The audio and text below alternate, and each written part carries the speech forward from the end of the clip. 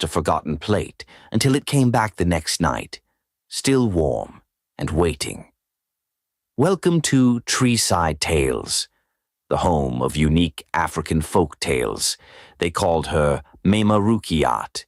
She had been selling food at that same corner in Ibadan for over 10 years, just beside the old mechanic workshop, under the mango tree that never stopped dropping leaves, even in dry season.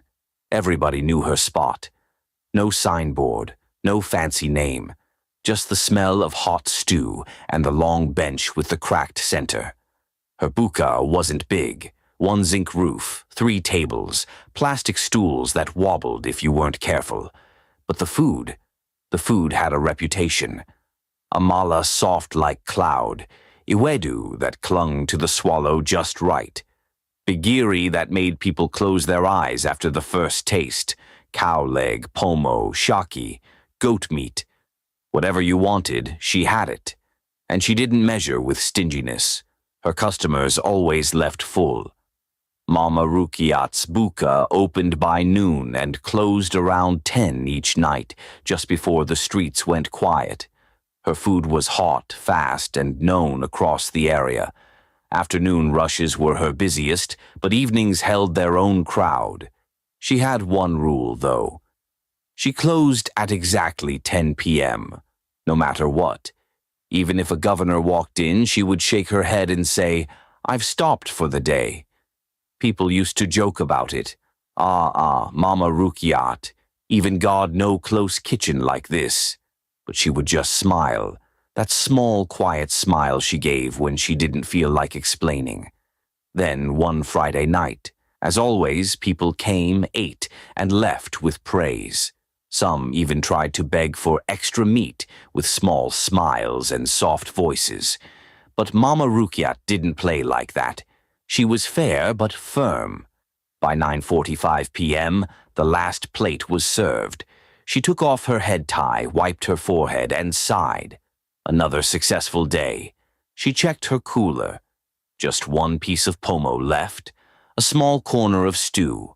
The amala was almost gone, too. She nodded, satisfied. Waste wasn't her style.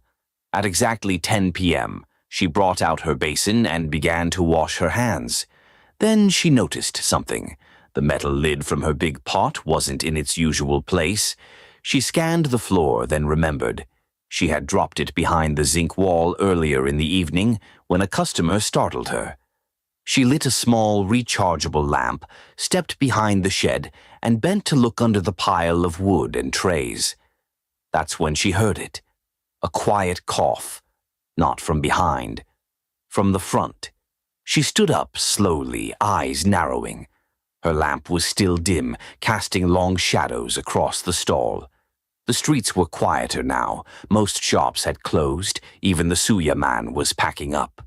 She walked back to the front and stopped.